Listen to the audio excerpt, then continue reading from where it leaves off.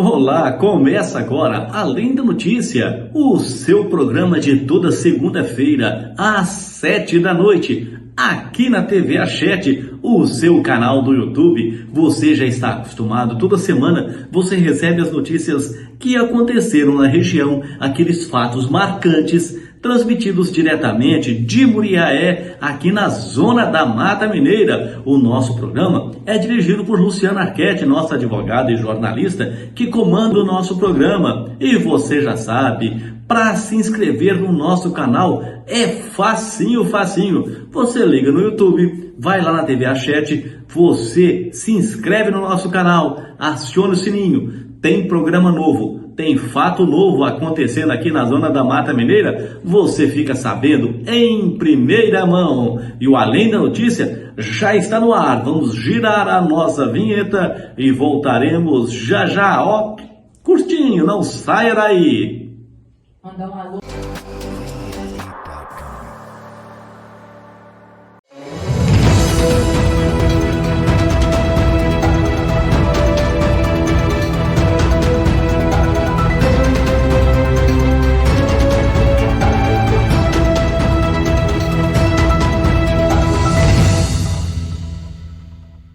Venha para o restaurante Safira Grill. Funcionamos de segunda a segunda a partir das 11 horas da manhã até as 2 da tarde. Seu almoço garantido com aquele sabor só nosso. Fazemos entregas em domicílio e alugamos o espaço para eventos, encontros e reuniões no período da noite ou buffet. WhatsApp 32 98800 1213 ou 32 3722 1213. Instagram Safira_Grill. Estamos na Rua Silvério Campos 470, bairro Safira, Muriaé.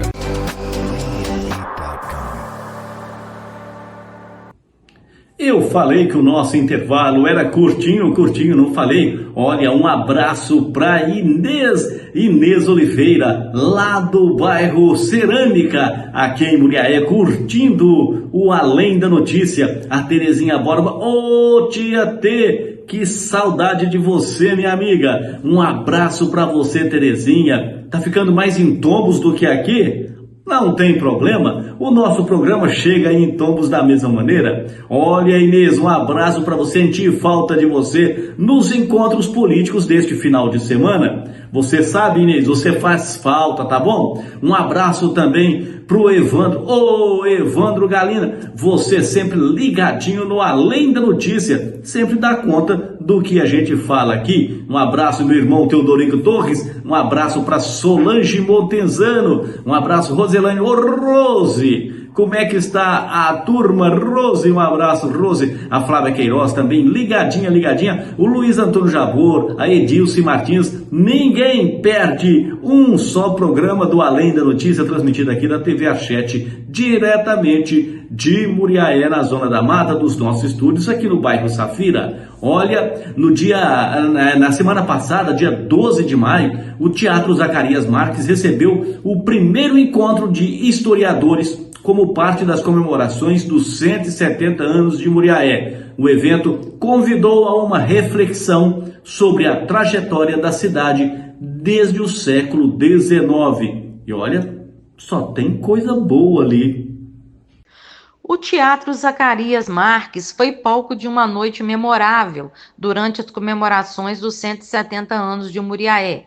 O primeiro encontro de historiadores reuniu pesquisadores, educadores, estudantes e cidadãos apaixonados pela cidade em um evento que foi muito além da celebração. Foi um mergulho profundo na identidade muriaense. Com escuta atenta e troca de saberes, o público acompanhou palestras e reflexões que revelaram aspectos pouco conhecidos na história local, lançando luz sobre trajetórias, personagens e transformações que ajudaram a moldar o município ao longo do tempo. O encontro foi marcado por emoção, partilhas e um forte sentimento de pertencimento. Ao final, a certeza de que conhecer o passado é fundamental para projetar um futuro mais consciente e comprometido com as raízes da cidade. O primeiro encontro de historiadores foi, sem dúvida, um marco na programação dos 170 anos de Muriaé. e abre caminho para que novos encontros mantenham viva a história que nos une. E o encontro proporcionou um espaço para resgatar e também valorizar a memória histórica de Muriaé, reforçando a importância da preservação cultural.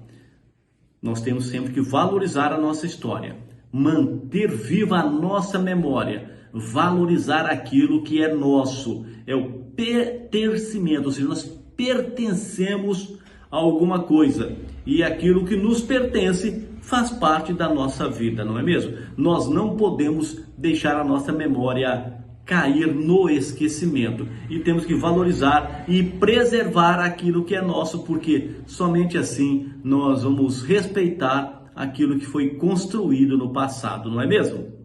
Olha, um abraço para todos vocês aí ligadinhos no Além da Notícia. Um abraço para o Rogério Júnior. Ô Rogerinho, meu filho. Rogerinho, sempre ligadinho comigo aqui no Além da Notícia. E na última semana, Muriaé sediou ainda o primeiro seminário de políticas públicas e promoção da igualdade racial, promovido pelo Conselho Municipal de Promoção da Igualdade Racial, o CONPIR, com o tema Comunicação, Educação e Liderança Antirracista, mecanismos que transformam. Com certeza, quando você comunica bem, quando você valoriza a educação e valoriza suas lideranças, olha, tudo vai ser transformado e transformado para melhor. O evento contou com a presença de Débora Moura, que é uma especialista em inclusão no mercado de comunicação. Reportagem no ar e eu volto daqui a pouquinho.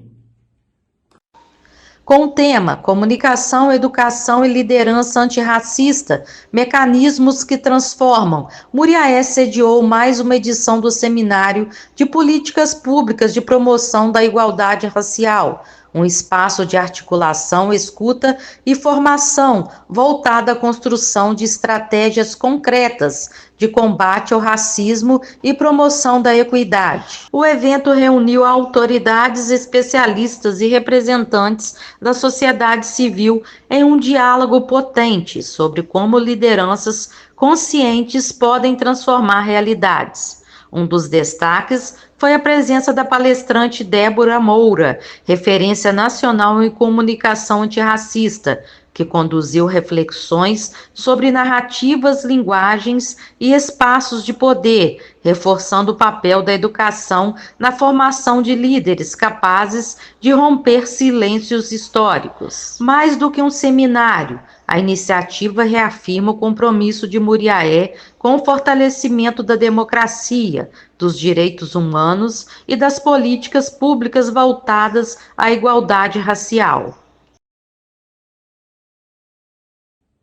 E o seminário destacou a importância de políticas públicas voltadas para a igualdade racial, incentivando o diálogo e também ações concretas para uma sociedade mais justa. E o que nós temos visto hoje é que as redes sociais, cada vez mais polêmicas, cada vez mais politizadas e muitas vezes arbitrariamente. Pessoas que acham que podem tudo porque a rede social é terra de ninguém. E nós ficamos aí a ver navios, principalmente quando a gente pisa em questões raciais. A gente esquece as nossas raízes e a gente acaba cometendo bobeiras aí, porque as pessoas não respeitam o ser humano. Aí é outra questão de mentalidade e mente fraca, como eu gosto de brincar sempre desde o passado. Capota fraca, muita gente tem capota fraca. E a Secretaria Municipal de Educação de Muriaé realizou um encontro com diretores escolares para alinhar estratégias, reforçar valores e traçar caminhos para o futuro da educação no município. Reportagem no ar. Ao reunir diferentes vozes da rede de ensino, o simpósio promoveu uma reflexão conjunta sobre os desafios diários enfrentados na gestão escolar, desde as questões estruturais até os aspectos humanos e pedagógicos que fazem parte da rotina de quem lidera uma escola. A iniciativa reforça a importância de construir coletivamente soluções mais conscientes, realistas e sustentáveis para a educação pública, que este seja apenas o início de um novo tempo, em que a escuta ativa, o apoio mútuo e a qualificação de gestão sejam prioridades constantes nas políticas educacionais do município. Olha, Muriaé abriu um importante espaço para o diálogo fundamental na educação pública. O primeiro simpósio de diretores reuniu os gestores escolares. Também os vice-diretores estavam presentes. Eles se encontraram neste momento voltado para a escuta, troca de experiências e construção coletivas de soluções para os desafios da gestão educacional. Um marco para valorizar quem lidera as nossas escolas. A reunião evidenciou aí o compromisso da gestão educacional com a qualidade do ensino, promovendo e colaborando para o planejamento conjunto entre as escolas do município. O Além da Notícia vai para um breve intervalo e eu volto já já. Não saia daí, quero te ver daqui a pouquinho, hein? O nosso intervalo é curtinho.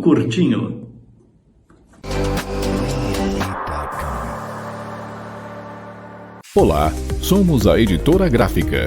Desde 1978, oferecendo o melhor em serviços gráficos. Adesivos, embalagens, insufilme, plotagem, fachadas com ACM, atendimento com impressão de UV LED. Trabalhamos com revistas, catálogos, tag, sublimação, impressos offset e digital, com a melhor qualidade e atendimento rápido. Faça seu orçamento. Celular WhatsApp 32 98889 9991. Fixo e WhatsApp 32 3722 2828. Nós somos a NBio Consultoria Ambiental e trazemos para você assessoria, consultoria ambiental e agronômica para melhorar e otimizar o crescimento sustentável do seu negócio. Com práticas que equilibrem o desenvolvimento econômico e a preservação ambiental, realizamos diversos serviços como licenciamento, regularização e gestão ambiental, processos ligados à fauna e flora, monitoramentos, processo de intervenção ambiental e recuperação de áreas, regularização, recursos hídricos, outorgas, laudos técnicos periciais e extensão rural sustentável e projetos para crédito rural. WhatsApp 34 99864 0074.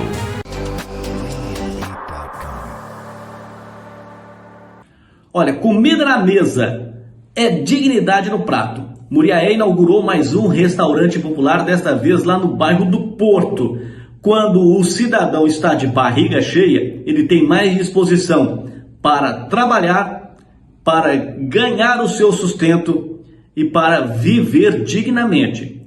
E quem passa fome em Muriaé é porque quer. Nós já temos aí um restaurante popular no bairro da Barra, que fornece aí 1.800 refeições dia. Então, ao almoçar, pelo menos, o cidadão tem condições de comer bem. E agora, com mais 900 refeições que serão servidas lá no Porto, olha, só não come quem não quer. Reclamar de comida?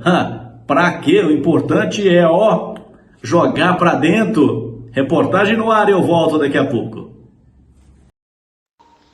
Muriaé acaba de dar um importante passo na promoção da segurança alimentar e no cuidado com quem mais precisa. Foi inaugurado o Restaurante Popular, um espaço que garante acesso diário a refeições de qualidade a baixo custo para a população, com capacidade para servir até 900 refeições por dia. O local oferece sistema de self-service no salão e também a retirada de marmitas, ampliando o alcance do atendimento. A iniciativa representa mais dignidade à mesa dos muriaenses, com comida balanceada, preparada com critérios nutricionais e compromisso social. Mais do que um restaurante, um instrumento de cidadania e inclusão, que fortalece as políticas públicas e alimenta com respeito e responsabilidade. Quero agradecer aqui a toda a população, a todos que estão aqui presentes, e aqui debaixo, da bênção de Nossa Senhora Aparecida, esse lugar aqui belíssimo e abençoado. Administrar com dinheiro e para rico é muito fácil. Agora a gente tem que pensar muito na população carente e às vezes não só nos carentes. A vida hoje, o que está caro é o alimento. A alimentação é o mais caro. Então hoje nós temos uma cozinha comunitária toda reformada no aeroporto, uma nova no São Joaquim, Joanópolis, nós temos restaurante popular e hoje nós abrimos esse aqui. E vamos encerrar essa fase da vulnerabilidade alimentar no Marambaia, que vai ser também uma cozinha comunitária. Então vamos ter 5 pontos para aquela pessoa que eu vi trabalhando em hospital, o pessoal chegando com marmita às 6 horas da manhã para poder comer às 11 horas, às vezes sem micro-ondas, pessoa que trabalha, o menino sai da escola aqui, não tem lugar para almoçar direito. Então hoje a gente consegue ofertar isso a R$4 o almoço. Aqui funciona de segunda a sexta. Então é um trabalho que eu acho do mais importante. Estamos hoje investindo na população, na qualidade de vida e melhorando a qualidade de vida. A gente sabe que mais de 90% da população realmente trabalha muito, por é um povo trabalhador. Né? Dá os parabéns pelos 170 anos dessa cidade, que eu estou tendo a honra de ser prefeito. Vamos continuar trabalhando. Muito obrigado a todos vocês. O futuro passa por aqui e o futuro já começou com essa vulnerabilidade alimentar, com esse preço alto da comida, a gente podendo oferecer isso para quem precisa. Muito obrigado.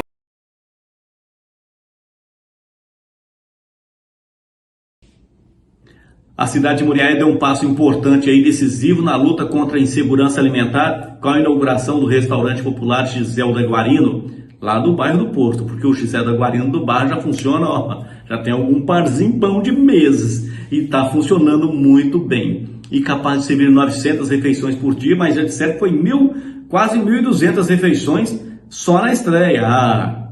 Que isso, então está cumprindo mais do que o seu papel, isso sem contar aí as cozinhas comunitárias, que são 2, vão passar a 3 daqui uns dias, não é mesmo? O espaço garante o acesso a alimentos de qualidade e preço simbólico, R$4. Para quem comer lá, esses R$4 ainda dá direito a uma sobremesa e um suco. Agora, se você quiser levar a marmitinha para casa, a quentinha, como o pessoal gosta de falar, para casa, é só você pagar os R$4 e levar a quentinha e comer. E com certeza vai ainda sobrar um cadinho para janta. Depois faz aquele mexidão à noite com zoiudo. Quem é que não come? Fala para mim quem é que não come.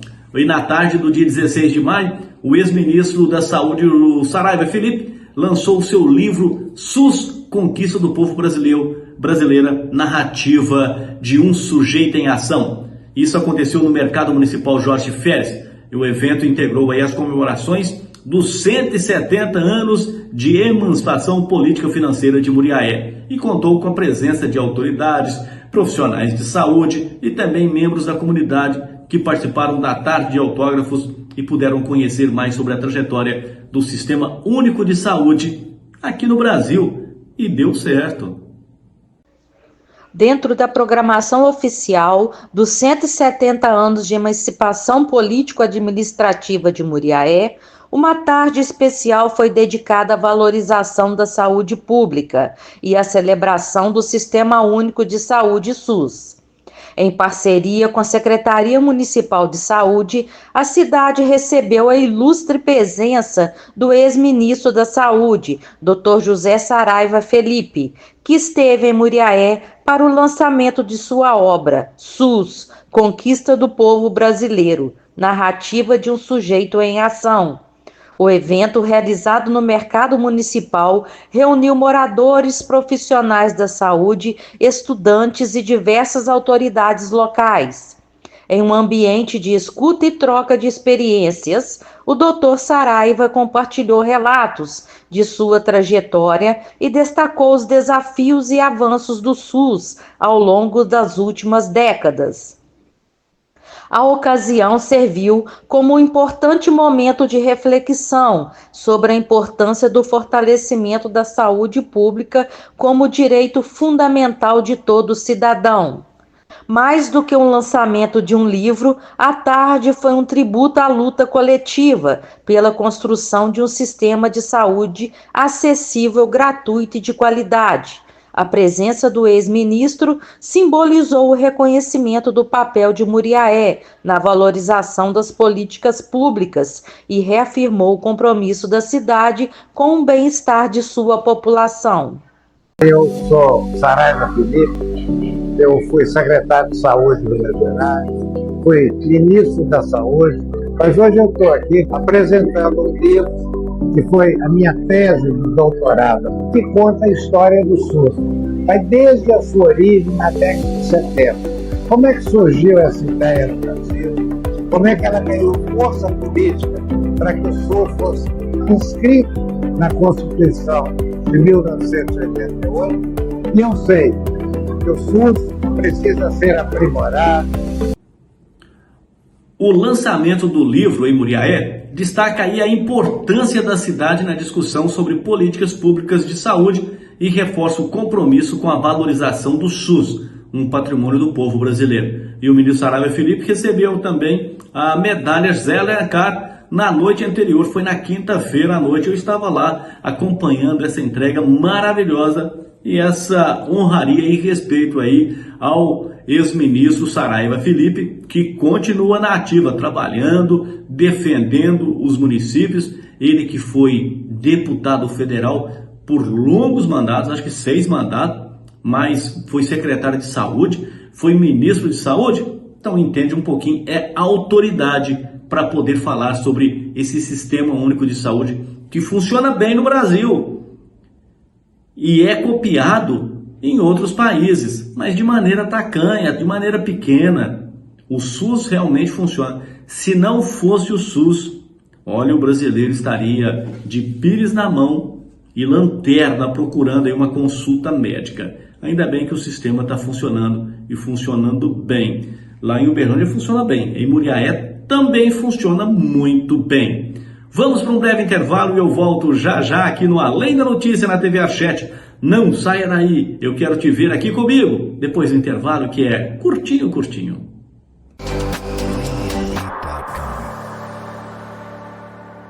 Tec Silk, brindes e presentes personalizados, adesivos, resinados, embalagens plásticas e papel, serviços em vidro, botões e chaveiros, canetas e bonés, imãs de geladeira, calendários e canecas, squeezes e copos, cartões de visita.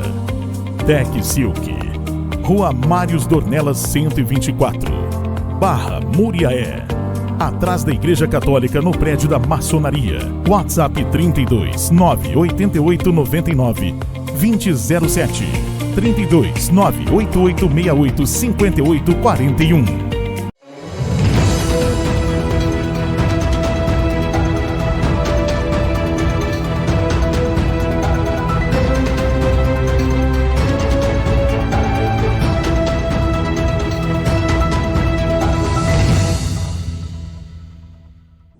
Estou de volta aqui no Além da Notícia. Eu te falei que o nosso intervalo era curtinho, não falei? Deixa eu me ajeitar aqui, ficar mais ou menos bonitinho, um feio arrumadinho, não é mesmo?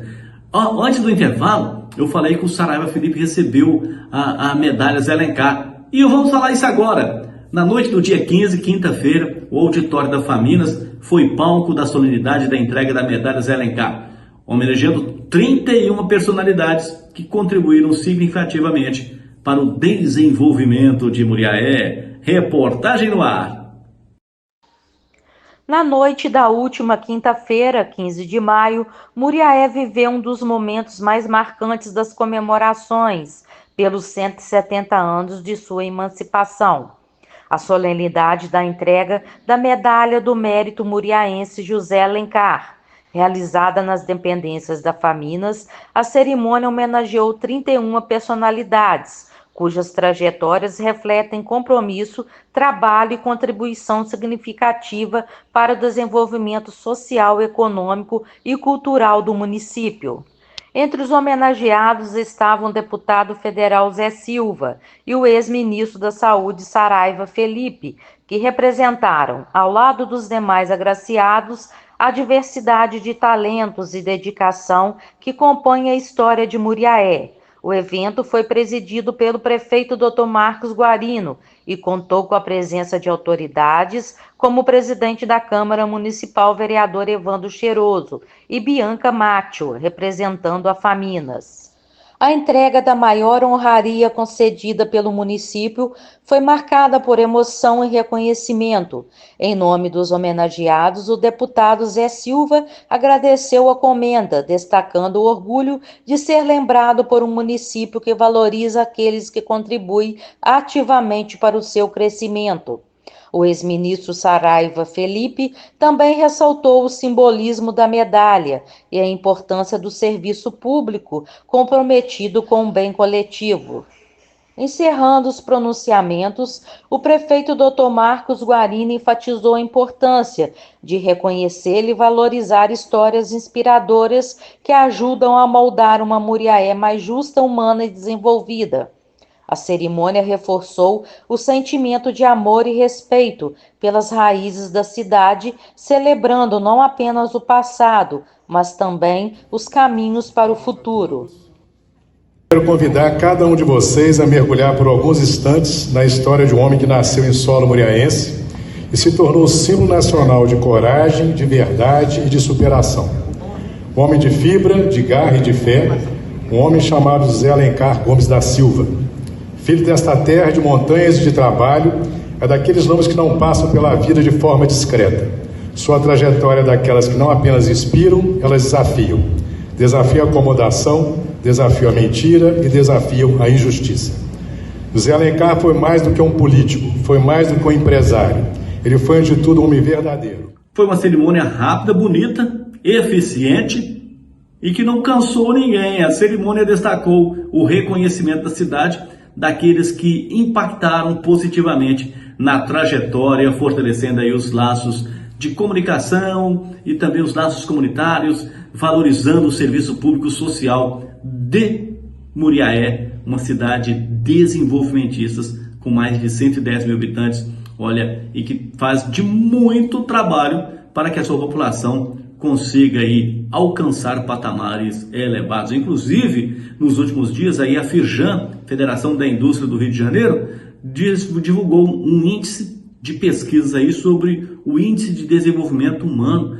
E Muriaé está entre as cidades mineiras de ponta. Passa na frente de cidades como Uberaba, como Montes Claros, da cidade como Araguari e Ituiutaba. Olha, a cidade não está brinquedo não, está sempre se valorizando e valorizando a sua população, principalmente nas áreas de educação, saúde e geração de emprego e rendas. Esses cursos técnicos que são oferecidos aí pela turma do César das Máquinas e do Leandro Latini com o Kaique, olha, tem feito o seu lado positivo na história de Muriaé.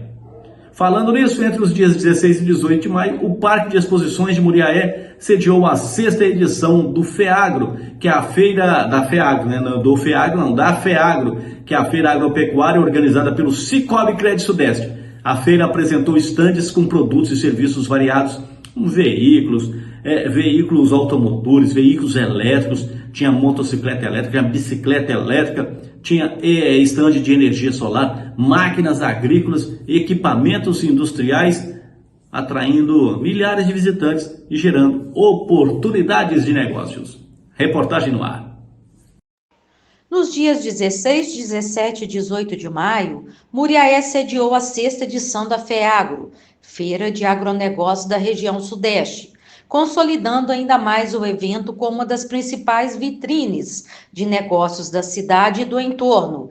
Realizada no Parque de Exposições, a feira foi promovida pelo Cicobi Crédito Sudeste e atraiu um público especializado e diversificado, reunindo representantes do agronegócio, comércio, indústria, serviços e inovação.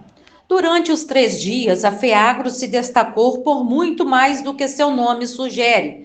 Máquinas agrícolas e industriais, veículos, energia solar, equipamentos para confecção, soluções tecnológicas e serviços financeiros estiveram entre os mais atrativos para o público visitante, com preços promocionais e condições especiais de financiamento oferecidas pela Cicobi. A feira se consolidou como um ambiente de geração de oportunidades e fortalecimento da economia regional. Além do caráter comercial, a programação contou com espaços temáticos que valorizaram o cooperativismo e o potencial produtivo local. A Expo Leite das Montanhas apresentou rebanhos de alta genética voltados à produção leiteira, enquanto o Espaço Caparaó Mineiro promoveu o circuito turístico dos municípios na região.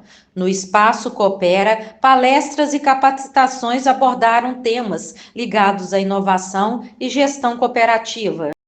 Bom, então, o Cicobi Crédito Sudeste parabeniza a cidade de Muriaé pelos seus 170 anos de história e deseja que esta data seja um marco de celebração de suas conquistas, do seu povo acolhedor e da construção de um futuro promissor, guiado por um caminho de progresso e cooperação e prosperidade para todos. 16 de maio de 2025, Cicobi Crédito Sudeste, eu passo as mãos para o prefeito. Data muito especial para nós, não só pela sexta FEAGRO, né? E que essa realmente uma festa de negócios, um encontro de negócios com juros baixos, como você disse, que é muito bom, né, para todo mundo que é cooperado, né, do Cicobi. A nossa festa hoje, a nossa comemoração tem todo o patrocínio do Cicobi, como sempre tem também todos os outros eventos. É muito parceiro da prefeitura, parceiro do município, e nós não podemos o não do Cicobi. Então eu venho aqui de público agradecer a vocês, parabenizar pelo trabalho, a todos vocês que trabalham nessa grande empresa, nesse grande setor de negócios humanos, vamos dizer assim. Parabenizar a equipe de marketing, foi um trabalho fantástico que fez aqui na exposição no sindicato terça-feira, e dessa parceria mesmo que a gente vem de longas as datas. E o parque está aqui, o parque é da população e tudo, nós estamos cada dia melhorando as instalações de acordo com o recurso que a gente tem, que a gente consegue. E o intuito aqui, cada vez, Paulinho, é movimentar mais o parque, está mais sindicato aqui, dá mais movimento aqui, dá mais renda e tudo, emprego à população. Olha, a FEAGRO consolidou esse como um evento essencial para o agronegócio, promovendo inovação e fortalecendo a economia local. E diferente da Feira Agropecuária, a FEAGRO, ela mostra um outro lado, uma outra vertente, mais para negócios. E o Cicobi Crédito Sudeste, sempre à frente do seu tempo, consegue aí financiar veículos agrícolas, e teve também uma feira leiteira lá, ou seja, mostrou-se muito um outro lado. Muitas pessoas podem pensar assim: a FEAGRO vai substituir a Feira Agropecuária de Muriaé. Tem nada a ver. Uma coisa é a FEAGRO, que está crescendo a cada ano, já está na sua 6ª edição, e a outra é a Feira do Sindicato Rural, que acontece lá em setembro, que também não tem nada a ver com a FEAGRO. São parceiras ocupando o mesmo espaço. Vamos para um breve intervalo, eu volto já já aqui no Além da Notícia da TV Archete. Aproveita esse período, se inscreva no nosso canal, acione o sininho. O nosso intervalo é curtinho.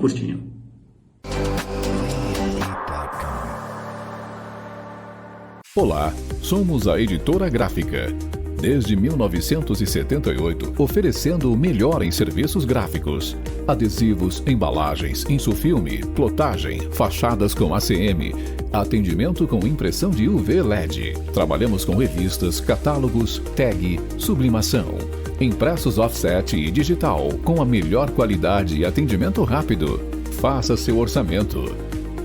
Celular WhatsApp 32 98889 9991. Fixo e WhatsApp 32 3722 2828. Tec Silk. Brindes e presentes personalizados, adesivos, resinados, embalagens plásticas e papel, serviços em vidro, botões e chaveiros, canetas e bonés, imãs de geladeira, calendários e canecas, squeezes e copos, cartões de visita. Tec Silk. Rua Mários Dornelas 124, Barra Muriaé. Atrás da Igreja Católica, no prédio da Maçonaria. WhatsApp 32 988 99 2007 32 98868 5841. Venha para o restaurante Safira Grill. Funcionamos de segunda a segunda a partir das 11 horas da manhã até as 2 da tarde. Seu almoço garantido com aquele sabor só nosso. Fazemos entregas em domicílio e alugamos o espaço para eventos, encontros e reuniões no período da noite ou buffet. WhatsApp 32 98800 1213 ou 32 3722 1213. Instagram Safira_Grill. Estamos na Rua Silvério Campos 470, bairro Safira, Muriaé.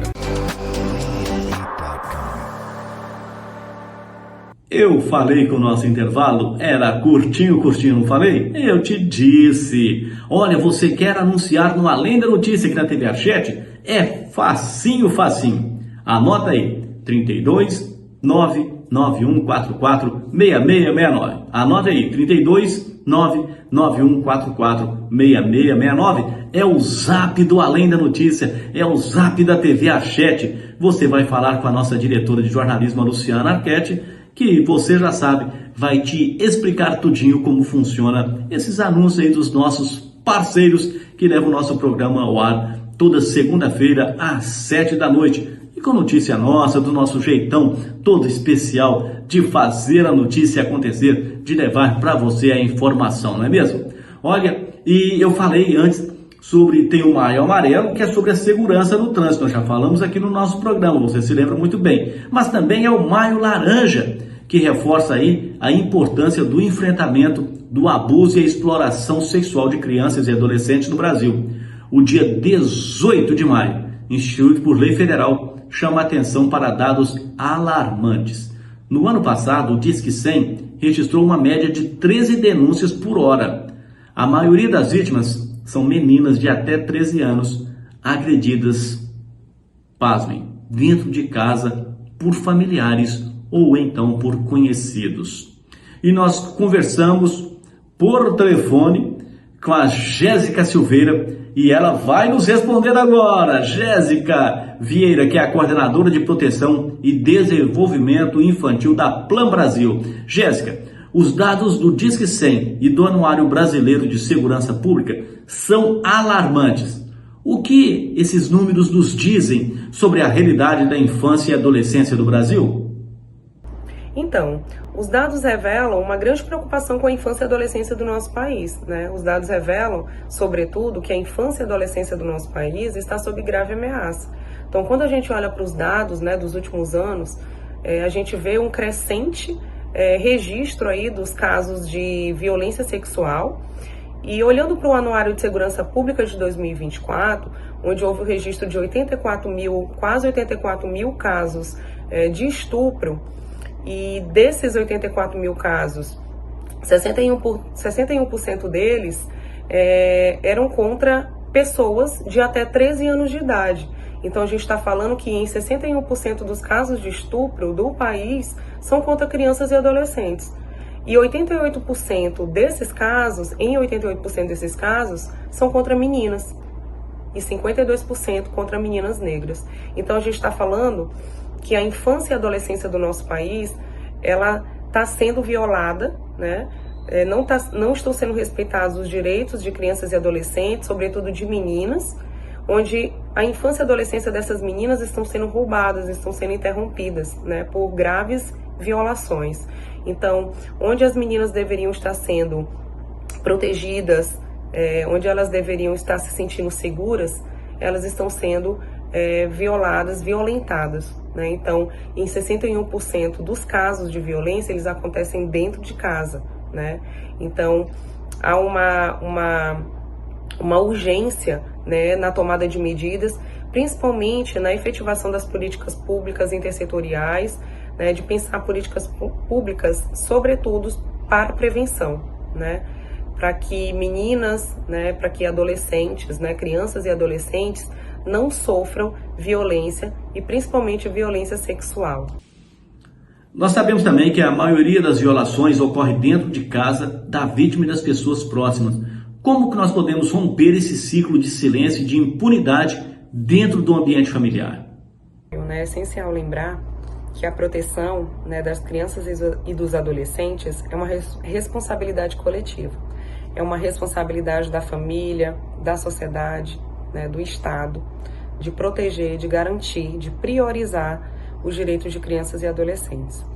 Então, eu chamo a atenção para os pais, mães, responsáveis, né, dessas crianças e desses adolescentes, da importância de manter um diálogo aberto, né, de manter uma relação de confiança, de manter uma relação de cordialidade, né, de respeito com o seu filho, com sua filha, né, com essa criança, com esse adolescente que você convive. Então é importante criar um ambiente de confiança, um ambiente acolhedor, seguro, saudável, né, para que essa criança e esse adolescente se sinta à vontade de compartilhar sua experiência, de compartilhar seus medos, suas angústias, né, de compartilhar quando estiver acontecendo alguma situação que esteja ali incomodando, né, de compartilhar quando ele tiver em alguma situação de violência sexual, por exemplo, né. Então, eu chamo a atenção para a família, né, nesse sentido, que ofereçam também informação para os seus filhos e para suas filhas, para que elas possam saber se proteger também quando o pai, a mãe ou esse cuidador não estiver por perto, né? Que essa criança, que esse adolescente saiba identificar uma situação de violência, que ele conheça os canais de denúncia, né? Que ela saiba a quem e onde pedir ajuda quando se sentir desconfortável com alguma situação. Confiem em seus filhos, acreditem nos seus filhos e recebam qualquer relato, né? Qualquer angústia, qualquer situação que eles trouxerem para vocês. Jovens, crianças, adolescentes, né, devem ser encorajados a conhecer os seus direitos, né, a denunciar qualquer forma de abuso. Então, que eles sejam incentivados a isso também, né, que sejam incentivados e que eles possam, de fato, denunciar quando se sentirem desconfortáveis, né, que eles não tenham receio de denunciar por achar que não irão acreditar neles, nelas, né. Então, a luta contra o abuso, contra a exploração sexual, ela exige vigilância constante, né? Educação, ação conjunta de toda a sociedade, de toda a família, de todo o Estado. Então, para as famílias é isso, né? Escutem, ouçam suas crianças, percebam os sinais, acompanhem, né, o cotidiano, a rotina dos seus filhos, para que vocês possam perceber. Jéssica, quais são as principais estratégias da Plan Internacional Brasil para proteger meninas e adolescentes deste abuso sexual e empoderá-las? Enquanto sociedade civil, a gente também tem um papel muito importante, né, no enfrentamento à violência sexual, incluindo a exploração sexual contra crianças e adolescentes no país. Então, eu citaria o fortalecimento das ações de sensibilização e atividades socioeducativas para crianças e adolescentes. Então, enquanto sociedade civil, a Plan ela tem feito um trabalho muito forte na área da prevenção, né, através da implementação dos seus projetos, dos seus programas sociais, implementando currículos validados, fortalecidos, adequados, né, para crianças e para adolescentes, currículos voltados para autoproteção infantil e metodologias que estão, né, alinhadas aí aos marcos legais da infância do país. Então, enquanto sociedade civil, eu citaria a questão do apoio à sensibilização e ao fortalecimento de capacidades, tanto de crianças e adolescentes, quanto de famílias e comunidades.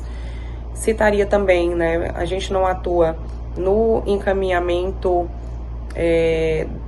enquanto rede e também no atendimento, mas a gente apoia no fortalecimento das capacidades desses profissionais. Então, trabalhar no fortalecimento das capacidades, né, no apoio ao fortalecimento das capacidades dos profissionais da saúde, da educação, da assistência, oferecendo informações continuadas, né, organizando currículos, metodologias que a gente possa levar para esses espaços tão importantes da rede de proteção de crianças e adolescentes. Outro trabalho também importante que a sociedade civil faz, né, que deve continuar fazendo, é o trabalho de incidência política, né, de levar a discussão, a pauta da infância e da adolescência, né, do enfrentamento à violência sexual contra crianças e adolescentes nos diversos espaços de tomada de decisão, né? Então é importante que a gente esteja ali pautando, né, trazendo evidências da necessidade, da importância, né, da relevância de se estar colocando a infância e a adolescência enquanto uma prioridade, né, enquanto uma prioridade absoluta a nível de políticas públicas do nosso país, né? Então, é importante que a gente esteja aí à frente dessas ações estratégicas. Em relação aos sinais, né, os sinais que devem ser observados pelos familiares, por vizinhos, por profissionais, então eu vou trazer aqui alguns sinais, né, alguns sinais que são muito característicos, né, de crianças e adolescentes que vêm sofrendo violência e violência sexual. Então, mudanças bruscas de comportamento, né? Então, quedas no rendimento escolar, medos de determinadas pessoas, né? Mudanças também em relação ao tratamento de determinadas pessoas. Então, antes aquela pessoa era muito querida, então agora ela passa a ter medo daquela pessoa. Questão de distúrbios alimentares, distúrbios do sono. Quando a criança ela também tem comportamentos que não são adequados para determinada faixa etária. Então, às vezes, quando ela volta a fazer xixi na cama, por exemplo. Mudanças bruscas de humor também. Então, uma hora ela tá triste, uma hora ela tá muito irritada. Isolamento, né? Questões de saúde mental, medo excessivo, né? Abordagens e uso de palavras, né, de cunho sexual inadequadas para a faixa etária, né, entre outras, mas esses são alguns das mudanças bruscas, além também de sinais físicos, né, como hematomas, né, rochuras pelo corpo, ossos, né, quebrados. Então, tudo isso são sinais e mudanças bruscas de comportamento que devem chamar a atenção aí da família, né, das pessoas, né, que convivem com crianças e com adolescentes. Algum projeto em destaque que a senhora possa compartilhar conosco? Então, dentre as principais estratégias, né, para proteger meninas, né, crianças e adolescentes do abuso sexual, a gente traz a questão da informação, né, da educação em sexualidade. Então, não tem como a gente pensar no enfrentamento à violência se a gente não pensar na educação em sexualidade. Então, é importante que a gente trabalhe com as crianças e com os adolescentes, claro que de uma forma adequada, de uma forma responsável, né, em conformidade com a faixa etária daquela criança e daquele adolescente, que a gente possa trabalhar as partes do corpo, que a gente possa trabalhar sobre direitos sexuais e reprodutivos, que a gente possa trabalhar limites, consentimento, respeito, né? Então é importante que essa criança e que esse adolescente conheçam as ferramentas para se autoproteger, para que eles possam identificar uma situação de violência, para que eles possam diferenciar um carinho de uma violência. Então, é importante que a gente trabalhe com crianças e adolescentes a questão da autoproteção infantil, para que eles possam participar de suas próprias proteções. Mas eu enfatizo aqui que a responsabilidade final é sempre da pessoa adulta. Então, a criança participa da sua própria proteção, porque nem sempre aquele responsável vai estar presente ali, né, no dia a dia daquela criança, mas a responsabilidade final sempre é da pessoa adulta. A responsabilidade de proteger crianças e adolescentes é nossa, né? De nós adultos, de mães, pais, cuidadores, dos profissionais. Então é importante também que essa questão da conscientização, da sensibilização também seja ofertada nos espaços educacionais. Então que as escolas também possam trabalhar desde cedo as questões de autoproteção infantil. Então, na Plan, a gente trabalha a questão da autoproteção nos nossos projetos, né? Então, a gente acredita que a autoproteção ainda é o principal caminho de enfrentamento à violência sexual. Então, por meio dos nossos projetos, dos nossos programas, a gente trabalha oficinas socioeducativas que fortalecem as capacidades das crianças e dos adolescentes, de uma forma muito responsável, de uma forma adequada à faixa etária dessa criança e desse adolescente, e de uma forma que a gente também envolve as famílias, né? Mães, pais e cuidadores dessas crianças e desses adolescentes. É importante que a gente trabalhe com as crianças, mas que a gente também envolva a família nesse processo de prevenção, para que não haja uma desconstrução quando essa criança retorna para o seu lar. Até porque, como eu falei anteriormente, essa violência também é cometida, na maioria das vezes, na maioria dos casos, dentro de seus lares e por pessoas de sua confiança. Então é importante que a gente envolva as famílias nesse processo de prevenção, tá? Então é importante também, como estratégia, garantir que escolas, comunidades e espaços públicos também sejam seguros e acolhedores para essas crianças e para esses adolescentes, para que também haja uma rede de proteção fortalecida, né, com conhecimentos adequados, para que possam acolher, para que possam dar respostas, para que possam prevenir as situações de violência. Então, é importante também que haja também um enfrentamento coletivo aí dessa naturalização da violência, né? Então, que a vergonha, o medo de represália, que aí impede, né, daquela criança, daquele adolescente de denunciar, que seja rompido, né? Então, a informação, ela precisa ser repassada, né, disseminada. Então, a gente precisa promover campanhas permanentes, né, especialmente na zona rural, especialmente naqueles espaços onde os direitos são menos acessados, né, os direitos não são garantidos. Então, pensar no enfrentamento à violência é ampliar essa informação, né, o acesso aos canais de denúncia, os espaços de proteção, da rede de proteção. Olha, o dia 18 de maio é uma data simbólica. Na prática, o que ainda falta aqui é que a proteção de crianças e também adolescentes se torne uma prioridade de fato nas políticas públicas brasileiras. Isso deveria ser nos 375 dias do ano. E essa falta de política prejudica, Jéssica? Então, para que a proteção de crianças e adolescentes se torne, né, uma prioridade de fato nas políticas públicas brasileiras, é preciso superar algumas lacunas, né, alguns desafios aí, significativos, né, que impedem aí a concretização dessa priorização. Então, de fato, o que a gente percebe é que ainda há uma destinação insuficiente de recursos, né, para a área da infância e da adolescência no país. Então, a área da infância e da adolescência, né, os movimentos ainda trabalham muito para que os governos, né, em todas as instâncias, município, estado, federal, possam destinar recursos significativos para a área da infância e da adolescência, principalmente na área de prevenção, né, de prevenção às violências, como eu falei anteriormente, né, que é o caminho mais eficaz para o enfrentamento à violência, sobretudo à violência sexual.